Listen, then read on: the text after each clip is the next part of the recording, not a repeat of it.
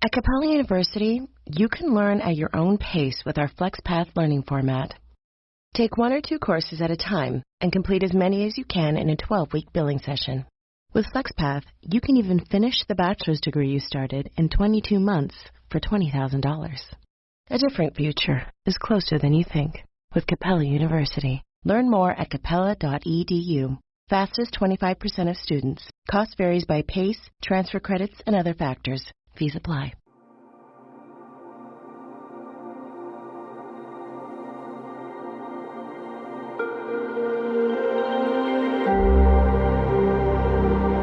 Welcome once again to the Dr. Sky Experience.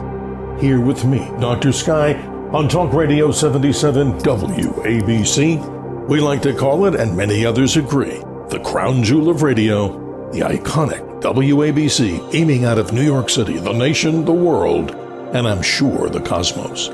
With great information, as you tell us, from the realms of astronomy, space, aviation, and weather, and serious interviews about American exceptionalism. This particular report, as you're also hearing us on the Red Apple Audio Networks, is for month number 2, February, the month of love, 2025, or that it should be. We celebrate so many wonderful things in our skies, and we appreciate you, the listeners of this great radio station, as we're heard, as we mentioned before, in over 173 countries and all 50 states.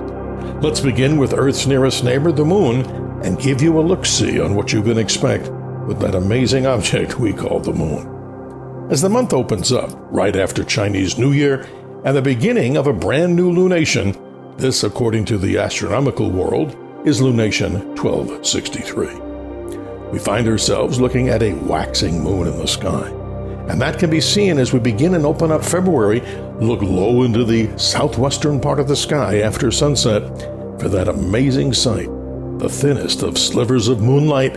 And the other strange, amazing thing that you can notice is you can actually see the ghost image of the rest of the moon.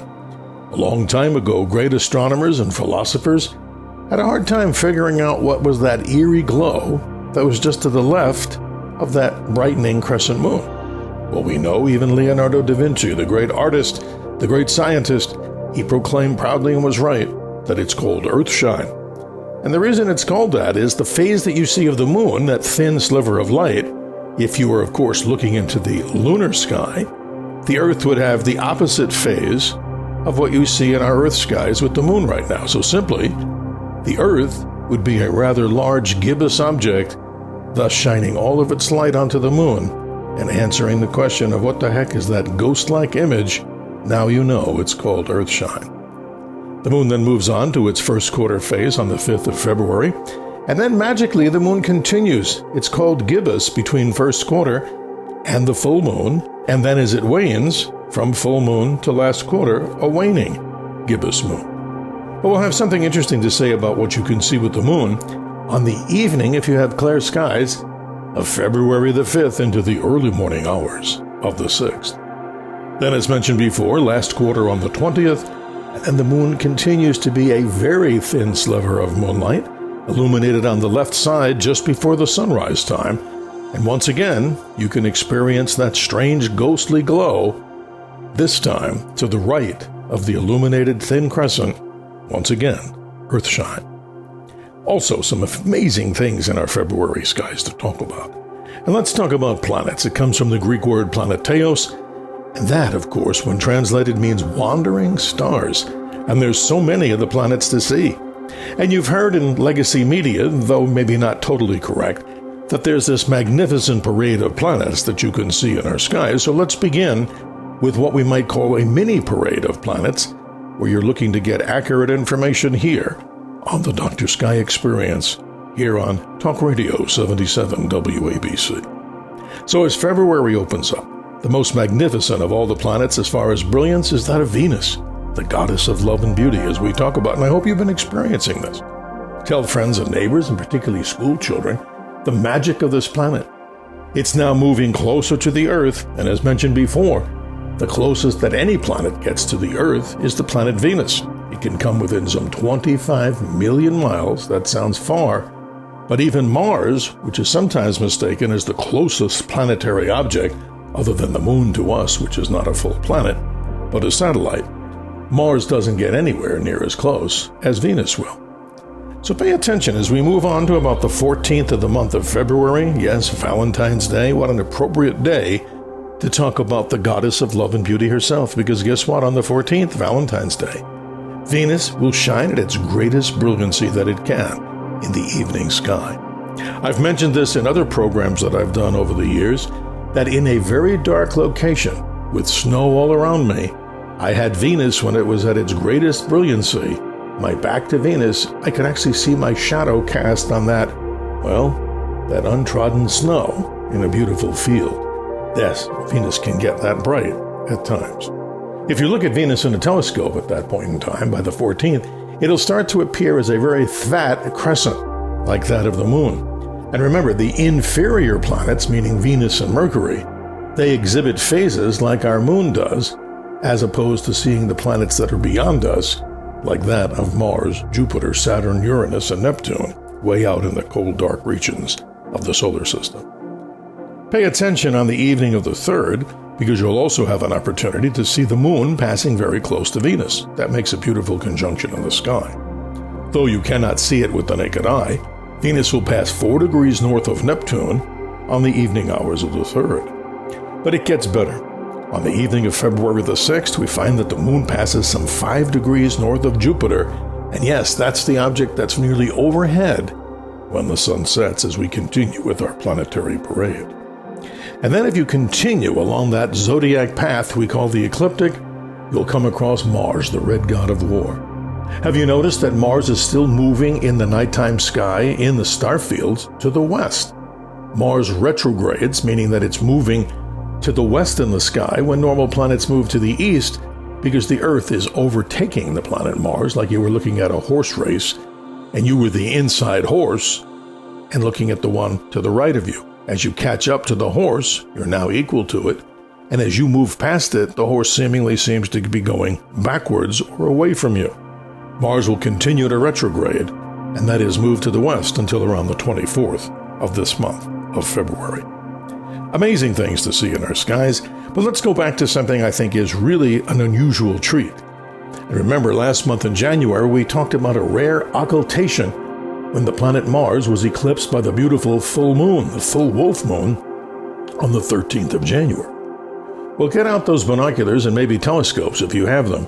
On the evening of February the 5th, that is Wednesday, if you're looking at that nearly, just a little bit more than first quarter moon, for those lucky observers across the nation, right around, say, 2 a.m., I know that sounds incredibly early, the moon will be sliding to the left into a star field, a most amazing little cluster of stars we call an asterism. It is known as the Pleiades star cluster. And if you have patience and binoculars better in telescopes, you will see the moon, with its dark edge on the left side, that shrinking Earthshine, slowly move through the main portion of that group of stars called the Pleiades. And if you actually have a telescope, you'll actually see some of those stars move up to the dark limb of the moon and then magnificently become eclipsed, and only about an hour later to pop out the right side. We call it an occultation. It's quite interesting. If you have questions or comments, my email is simply this. Just drsky@gmail.com. That's DRSKY show@gmail.com. And many thanks to owner-operator John Katzimatidis for providing me an opportunity, a platform to talk about these great realms every Sunday on his worldwide show with great acceptance, that is, the Katz Roundtable. And then every other Wednesday morning, a tradition now here on Talk Radio 77 WABC, we're now given permission by the great talk show host Frank Morano of The Other Side of Midnight, transforming our show for that hour, and I think it's a great honor, to cosmic conversations with, yes, you guessed it, me, Dr. Sky, talking about these great realms. But if you're looking for some websites to go out and find many of the things in the nighttime sky, we wholeheartedly recommend this website for people of all ages, theskylive.com. Theskylive.com will give you and yours great information about these things that we talk about. And for the more advanced observers, you certainly will be not wasting your time, because there's a lot of information there about how to find So many of these wonderful objects that adorn our nighttime skies. And yes, folks, even if you live in light-polluted cities, where you can say, well, I can barely see anything, Dr. Sky, trust me, there are still many things that we can see. And I hope by this particular podcast, the Dr. Sky Experience, that we're doing a great job. And that's for you to tell us in sharing the wonders of the universe as we open people's minds all the time, from the Cat's Roundtable to the other side of midnight with Cosmic Conversations with me, Dr. Sky. And let's not forget, every so often we continue this proud tradition of doing interviews about American exceptionalism. For so many years, well over 15, I was the host of a radio show in other parts of the country called, this very interesting show, A Call to Rights. And we talked about our Constitution, the Bill of Rights, the Second Amendment, and so many things that are being challenged here in America today. No matter what your political affiliation is, we certainly just go with great guests that talk about things that you may not know and some of the great things that you probably should know about our great country, the United States of America. And we salute all of our veterans here on this particular program. But folks, in space, let's not forget, there's so many launches going on.